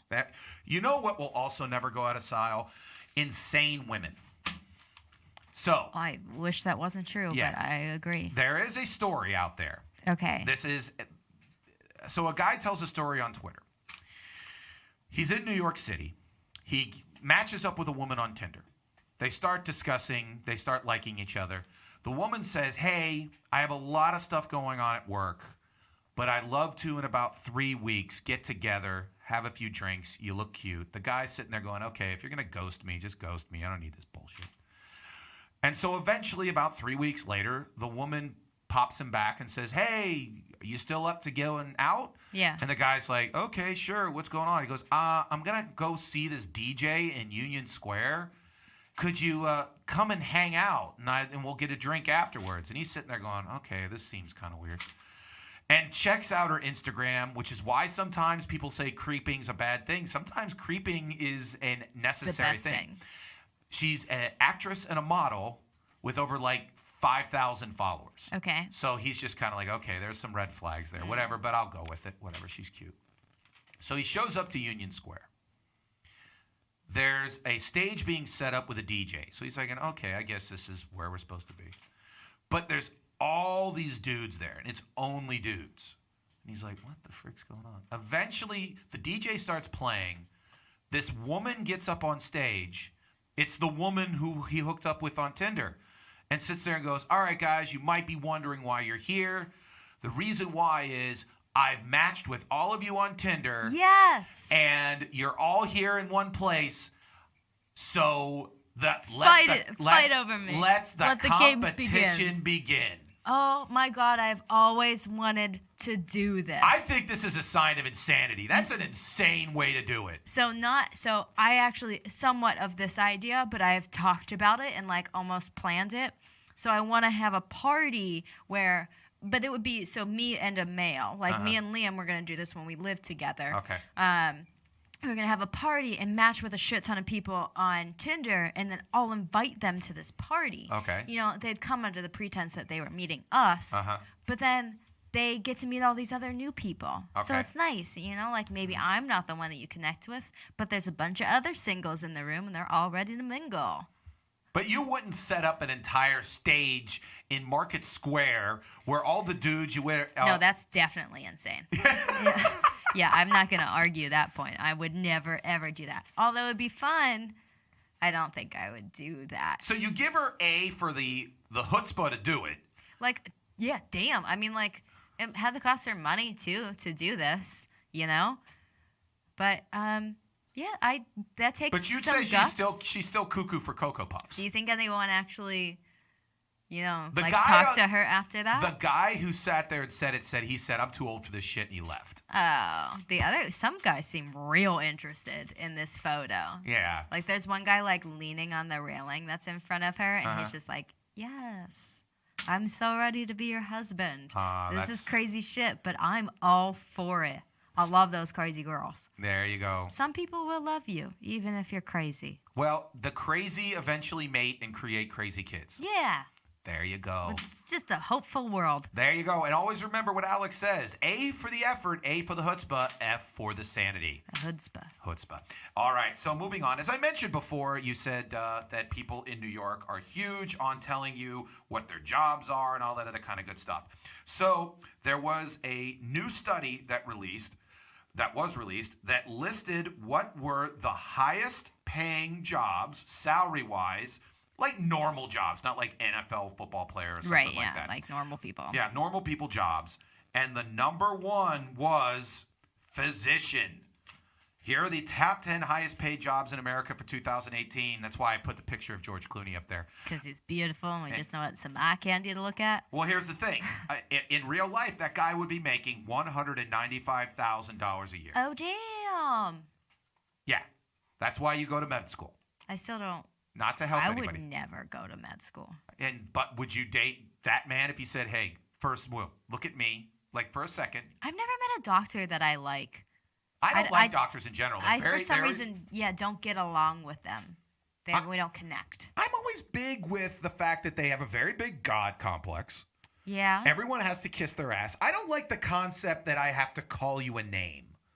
I don't like the whole, like, your name's Joe, and I have to call you Dr. Rogers. Shut up. I mean, I feel like you could probably still call him Joe, like in his off. I've had doctors correct me. Oh no, I hate people like that. Like they'll sit there and be like, "Oh, hi, Bill." I'll be like, "It's Dr. Phillips." I'm like, "Kiss my ass." I'd love to be surprised and meet a doctor that I like, so that Yeah. they can take care of me into my old days when I hear you. forget everything. Mm-hmm. But I don't. But do you agree with me that a lot of them are kind of stuck up? A little arrogant. Yeah, I don't like that. Just kiss my ass. Anyways, here's some other jobs. Pharmacy manager, make $150,000 a year. Pharmacists make like $130,000. Yeah. But you have to go to school for like 100 years. One of my roommates in college was a pharmacy major. Believe he's still there. Aww. That's how long it takes. Enterprise architect. I have no idea what is that. I have no idea. Corporate counsel lawyer. Boo. That's $115,000. Software development manager is $108,000. Physician's assistant is $108,000. Software engineering manager is $107,000. Nurse practitioner is $106,000. Software architect $105,000 a year in base salary. Just wait till T-shirt store manager is in one of those 5. Once I get there. I'm just going to let the silence just indicate exactly what people are I'll thinking. get there. There you go. I'll be in that top 5. All right. They'll be like, what? But Who's doing that? But do you agree that, let's be honest, you're making a lot of money, but doctors need to stop, like, you went to school, Unless you look like George Clooney. Yeah, you look like George Clooney, then you could be like a garbage man and you'd be okay. Yeah. But yeah, if you're sitting there correcting people about your name, shut up. Yeah. Yeah, that's all you got to do. Someone also that needs to be told to shut up, Kevin Spacey. Why? Remember Kevin Spacey had the big deal because he's still being brought out on charges. I love you. I have to remind you now. I forget that, like, there's too many people. You can't remember all of them. In general, or just the people that are getting in trouble? No, the people who are getting in trouble. Yeah. There's too many people. There's too many guys like this that I can't remember all of them. Okay, yeah, he's being brought up on like charges, and he's. I love his. One of the things that was amazing was how he tried to get out of like all the trouble he was causing. Like people were coming out talking about sexual assault and all this kind of stuff, and he comes out and says, "Yeah, I'm gay." And everyone's like, yeah. Makes no difference. You're still a scumbag. He was trying to like say, hey, but I'm gay. Aren't you gonna like me? And they're like, no, you're a scumbag. Go to hell. Aww. So, him. He's a scumbag. I don't know. I've never met him. You sexually assault people, you're a scumbag. Anyway, so Kevin Spacey, I guess they shot a movie a couple years ago, and they had to release it. For some reason, they had to release it. Okay. So they released it in 10 theaters. Guess how much it made in one day? Nothing. $126. Oh my God. Yeah. In total box office at 10 theaters, the movie made $126. Really? Yes. Which brings me to the point, I think the only people that saw it and paid were probably people who were relatives of people in the movie. I just find that weird. I thought that more people, we support a lot of scumbags in the world. I feel like more people would go to see this movie. That's one thing that always shook me when, like, the whole Cosby thing came out. People were talking about, like, in the half-filled theater. I'm like, it's half-filled? There's people that are coming out of the woodwork saying this guy is putting roofies in women's drink, and still half the crowd was like, well, we got a babysitter. I mean, like, but $126. That's crazy. So, again, that's 12 So essentially probably one person bought a ticket at theater. Aw. What do you mean, aw? I don't know. I just find it weird. Have you ever been at a movie theater where you were the only person in the theater? Yes. I love that. Me too. I just throw popcorn everywhere. I just put my feet up like I'm in my own house. Yeah. Like I'm just like take your pants off. I don't take my pants off. I do that. I know you would. They would enjoy And that. button my pants at least. I know. Me, they would start yelling. Right. Even if there's got to be someone behind there like running the projector and stuff like that. Yeah. Who'd be like, "Hey, put your pants on." I don't think. Yeah. To you, yeah. Yeah. To you, they'd be like, "Yes." But again, Kevin Spacey. Don't make a movie with him anymore. I'm starting to think Taco Bell hates us. Aw. I just went there. Oh So my God, that was last night. Everyone loves Taco Bell. Taco Bell hit jackpot with their nacho fries. Yeah. Everyone loves nacho fries. They're getting rid of them. Again, in mid-September, they're going to get rid of them. Well, okay, so everyone loves, what's that stupid sandwich at McDonald's? McRib. The McRib. But do you know why they keep doing that with the McRib? It's because of pork prices. Okay? Taco Bell is just taking... Here's my theory about... I think they just think that if they bring it back, people are going to be like, yes! And like flock to it, and then they get so many sales, and then they take it away again, and then they're like, oh, I can't wait for nacho fry season. Here's what I think. Okay, I agree there's a chance that that's correct, but I'm listen to my theory. Somebody at the Taco Bell offices came up with nacho fries. Like someone sat there and went like, hey guys, I got an idea. It'll make a lot of money. And they're all like, coming up with like bread, sauce, cheese, concoctions and like rocket, enchilada, yes. Whatever's. And someone says, hey, I got an idea. Why don't we just make French fries with some like spicy spices on them and some dipping cheese. And like probably the guy came up with it like 10 years ago and he was like the new guy and everyone's like, shut up, you loser. That's the dumbest idea in the world. But then eventually like they had a quarter where they didn't have a new idea. Yeah. And so they go, ugh. All right, this quarter we'll do the French fry idea, even though we're Taco Bell, and they exploded. Yeah. And so there's still some guy at the Taco Bell office which is sitting there going, I'm not admitting that this is a good idea. I'm not admitting. He's like, well, we'll have a thing where we have tortillas and rice and beans and guacamole. And they're like, no, French fries with cheese. And they're just like, sure, this is just cheese fries, you scumbags. So, all I want is for their, for us to rename like summer nacho fry season. It might be because so here's what Taco Bell's doing. The Taco Bell nacho fries have been a monumental success for the Mexican fast food giant, and now they're tripling down on the spicy potato craze. Taco Bell is testing out 2 new red hot fry options with spicy rattlesnake fries and Reaper ranch fries. Oh hell yeah. So the Reaper pepper is like the hottest pepper in the world. They're making that, but it's ranch dipping sauce, so it's kind of like the cool with the hot. Yeah. And then rattlesnake fries are just like, again, I guess like just cheese fries. They put rattlesnakes in them. Yeah, it's That's rattlesnake cool. meat. Yeah, whatever. Who but knows? only for a limited time because rattlesnakes are expensive. Yeah.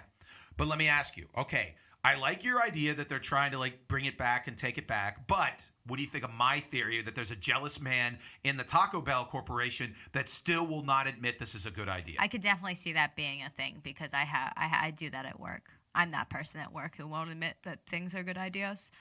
I don't like to change, But if someone says, hey, why don't we sell T-shirts that say blah, blah, blah, and you're like, stupid idea. Yeah, mostly. But then all of a sudden, like, someone puts the T-shirt that says blah, blah, blah, and they sell out in 7 seconds. And you're like, you know what? Let's wait a while. Maybe everyone just had, spilled their shirt, spilled grape juice on their shirt. And maybe again. Then, 4 months later, everyone's demanding blah, blah, blah T-shirts. Yeah. And you're like, okay. Then they sell out even quicker. And you're just like, maybe it's because the fabric just felt so great. That's pretty much my whole life at my job. You won't admit that other people have good ideas? Yeah. Okay. Do you know who else has a good idea? The people who decided to put the Eagles' greatest hits together.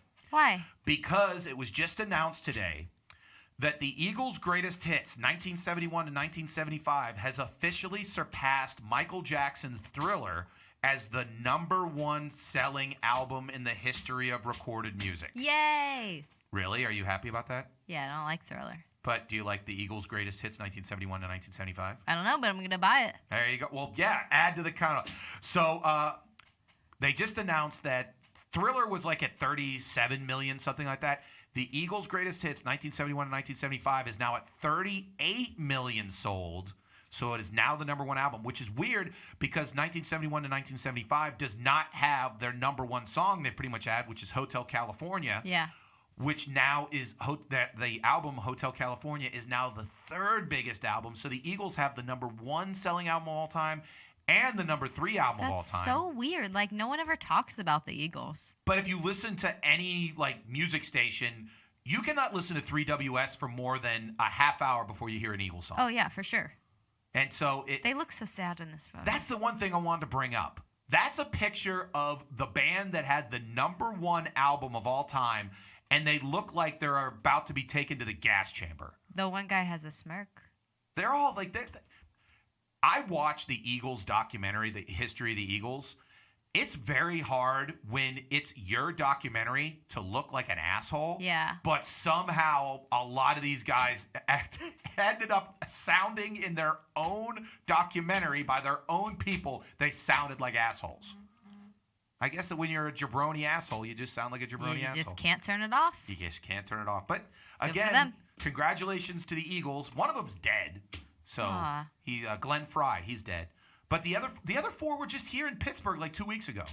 And I remember driving past a billboard. I'm like, wait a minute, Glenn Fry's dead. But like, guess what? Money needs to still be made. So I'm buying it. you're buying it, or you could like download it and do all that kind I of. don't download music. Really? Why is that? I've never downloaded music. Why is that? I'm too lazy. Oh, I do it. Guess I'm the cooler millennial than you. Anyways, you have a couple tattoos. Yep. All right. So there's a new craze in tattoos, armpit tattoos. I love this. Really? I kind of feel bad because I think your mom is going to be really pissed that I'm even showing this to you. I mean, it's not like I haven't seen anyone with an armpit tattoo before, so it's not like you're introducing this to me. But the reason why I love it is because I really hate shaving my armpits, and like I have very, very dark hair, and so I have to shave them all the time. And like I feel like if I got an armpit tattoo, maybe I could go a couple days without shaving my armpits and no one would notice. Maybe. It depends what you would get. By the way, complaining to me about like hair removal. Yeah, but you don't have to do it. No one's going to judge you if you don't do it. Yeah. You're just going to be the same person. Yeah, just with a hairy back and hairy chest and hairy everything. Yeah, and that's how you are. So like, what's the difference? Yeah, you're just a hairy son of a bitch anyway. But they said that it's actually the third most painful thing to get a tattoo. Oh, hell yeah. They said number 1 is genitals. I would think so. Number 2 is someone who gets like injected, like there's some people that get like ink injected into their eyeballs. Mm-hmm. And then the third is your armpit. Yeah, I could imagine that would hurt pretty bad. What's the most painful tattoo you've had? The one on my side.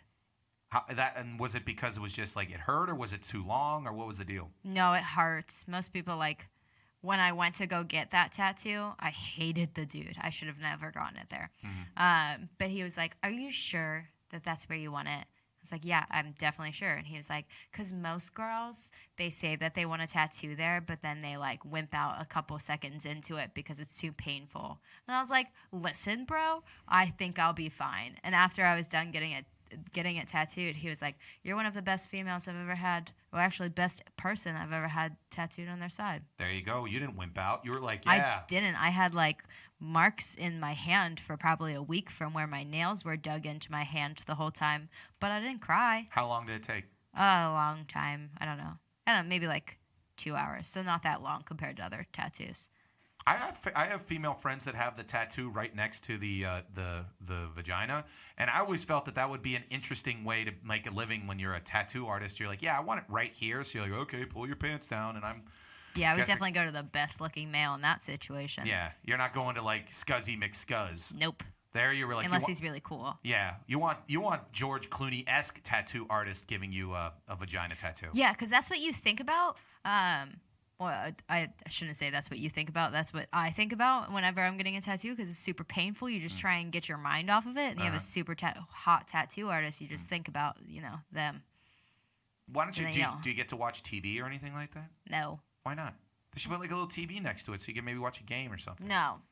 Why? Because you have to be in your thoughts. Why? Just No. because it's nice. TVs. It's like meditation. Well, then just meditate instead of someone drawing something on you. Well, I mean, that's not the reason that you would go and get a tattoo. I'm just saying it's nice. I wouldn't want to watch TV while I was doing it. I would still demand, like, hey, I'll watch a movie. How long is this thing gonna take? An hour and a half? Okay, we'll watch. We'll watch Fletch. It's a good movie. But what if the tattoo artist gets super interested in the movie and then fucks up? Well, then that's his stupid problem, not No, mine. it's your stupid problem because it's on your body forever. I know. That's why I don't get tattoos. Yeah. That and I can't think of anything I'd want on my tattoo. My brother has the number 8 on his tattooed on his body because he's the 8th kid. Oh. And he has pitched to the rest of the family that we should all get the tattoo. Your numbers? I'd be number 2. It's like getting your social security number tattooed on your body. I know. I'm not doing it. I like it. I'm not doing it. Do it. I'm not. I'm going to do it while you're sleeping. No, you're not. But You'll see. okay. Anyways, that was news and notes from the world of sports, gossip, and wonderfulness. Next up, did we have any people comment? We do have a decent amount of comments. Okay, so it's comment your ass off. Say hello to the world. Say hello to the villain. Why did that person become like 90 years old? I don't know. I'll do. Say hello to the world. Yeah, suckers. That's good. Thank you. All right, lots of emojis. Cool. Okay, so Sam Leonard gave us some 8th grade 4-word. Okay, the great Sam Leonard. Thank you very much. Go Yeah, ahead. what did you call it when it was like Middle school in 4 words. middle school in 4 words? He said, learning how to finger. I thought that was good. Hi-oh. Teacher's gaze is becoming creepy. Mm. Boys finally bigger than girls. That's not 4 words. I was always bigger See, than he the can't girls. do it either. I was always bigger than the girls. Okay, well, yeah, you. Yeah. But Were you normal tall- people. Were you taller than most of the boys when you were younger? I don't really remember I don't remember standing next to boys long enough to know if I was taller Why, or were not. you scared? Were you like, oh my God, you have cooties, and you'd run away and cry? Yeah, I was very shy. That's a shame. I remember being taller than my friend. There you go. So, I don't know. I was like I was the same height when I was in like 7th grade. There you go. So I had to be taller than some dudes. There you go. Blossoming ego ruins friendships. That should be like a book title for 8th grade. That is. That's like an 8th grade type, like, Judy Blume type book. Yeah. Scott says, copy off Sam Leonard. That's his 8th grade in 4 words. Oh, there you go. Sam kind of regretted posting all of his a bit. Why is that? I'm not sure. I think he was embarrassed by them. What he said, I'm embarrassed? No, he said, I regret posting them a bit. Oh, okay. Sorry. Why, Sam? We're all here just as in the pursuit of truth in the name of love. Ew, this jabroni. Ty said, jabroni, what are you, The Rock? No, I'm not. Okay. I love that. You're just like, no, I'm not. I really am not. I'm not Dwayne Johnson, The Rock. I don't know if you can see that. Yeah, literally. But like, if I'm you're not. listening to it audio-wise and you're wondering whether I am The Rock, guess If what? this voice came out of The Rock, how amazing would that be? That would be amazing. He definitely wouldn't have a career, but Honestly, you just wrote The Rock's next movie. That's such a Rock Kevin Hart movie. I could see like my God. The Rock wakes up and he's got a female's voice and he's just like Tiffany Haddish is his voice and shit. What if God. that movie comes out next year? It's gonna come out. I just wrote the damn thing. God, I feel terrible. Ty also says Blue Dust is the best. I know Blue Dust is the best. That's why that jabroni there ruined it. He's a scumbag. I hate it. Sam says, do you plan to take the show on location? We Like have the beach? We have taken on location, and we've always had wonderful things. We can go to the beach. Which beach? I don't know. Just go to A beach? beach. It's almost done. We'd be in the beach in like October, freezing our butts off. Well, I would. You would be freezing. I'd be fine because it would be great. Yeah, so let's go to the beach. He also asked if we might add a 3rd member to your show. Only if it's The Rock. Oh, The Rock with we the would add. female voice. The Rock with a female voice we would add to the show. Yeah. That would be a good idea. I don't know what this is. Sam says, do you think Cardinal Roll would be a guest on your show? I don't know who that is. Do you know? That's the you. Your parents are Catholic, right? You're Catholic? Yeah. You know Oh, about, he's like an actual cardinal. Yeah, he's not like a member of this. He's the cardinal. He used to be the bishop of the city of Pittsburgh. Now he's the cardinal, which is like a higher level. He's like almost a step below the Pope, and he runs the So people pay Archdiocese. attention to those things. Yeah, he's the Archdiocese of Washington, D.C., and now Jesus it's coming Christ. out that he was covering Oh. up sexual abuse. Gotcha. Sam, first and foremost, I avoided the whole talk of like the sexual assault from priests because I was just like, you know Do what? we need to? Does Yeah. one more person need to talk Yeah, about there's it? one more. Here's the Mike Sasson stance on that. We're really against it. Yeah, we're like as against it as you could possibly be. Would Cardinal World be a guest on my show? The answer would be no, because I would force him to admit that he sucks. That's what I would mean by thing. I'm like, admit you suck. He'd be like, no, I'm a man of God. I'm like, no, admit you suck. Admit you let people down and you let God down and you suck. And you're that's like, the day I would stop being on the show. What? When I told Cardinal World that he sucks? Yeah, because What? it's just like conflict. You don't like conflict. Nope. Which is why we don't have Cardinal World on the show. He said, why do some people stay for all of the closing credits after a movie? Why do they, Mike? Do you know? I think there's a couple reasons. Number one, there are certain movies that have something at the end. And sometimes you're still crying. And I'm always crying, and I need that little space of time to help me recuperate. I admit if it's like a really emotional movie and you just want to sit there in that emotion and not immediately like kind of like go like, okay, like if you leave immediately after the movie's done, you're just like, yeah, I didn't feel anything. Yeah. But if you really felt something and you're still in that moment, it's very difficult like to just pop up and just go outside and like be in a parking lot again. Yeah, and you're like, what is life right now? Is this my life? Yeah. Will we ever see the Mike Sasson Show, the motion picture? Hopefully it's with The Rock with Tiffany Haddish's voice. Is this a scripted program? Yes. Hell yeah. Hell yeah. You can't see the teleprompters that we have in the studio, Yeah. but they're nice. They're nicer than our computers, honestly, but Yeah. we need them. Every syllable of this word of everything I've been saying That was completely scripted. completely scripted. It said in the script, Mike screws up. Mike fucks. That's basically the whole script. Yeah. Mike fucks up everything. Yeah. Mike says the wrong thing. Mike insults Catholics. Mike insults this. Then Alex, it says just Alex sighs, analyzes life, realizes things are going nowhere. Yeah. In her eyes. She doesn't even say it. Nope. She's in her eyes. By the way, cool thing. There's this thing on Facebook. You've probably seen it. It's called the Mike Sasson Show. It's awesome. But there's You this should other just thing. end the show I there. know. There's a thing called like Screen Junkies or whatever, where they have the script below it, and then above it they have the scene. Oh yeah. I love those. Every time there's one of those, I'm definitely watching them because I always love when they change certain things. You realize, like every Robin Williams movie, Robin Williams changes probably about, I'd say, 25% of the dialogue Because he's Robin Williams. yeah, Because he can exactly. do that. Like, honestly, the whole point of Good Will Hunting initially was that Will Hunting, or whatever his name was, wanted to be, like, quarterback for the Patriots. And Robin Williams was like, no. Why do we make it that I'm a psychiatrist trying to help a kid through his abusive background? And people were like, no. Nope. And then he just improv the whole movie. That's the kind of genius he was. Anything else? No. All right. Hey, thank you very much for watching, listening. Again, you're listening to The River's Edge at www.riversedgepgh.com. Catch us next week.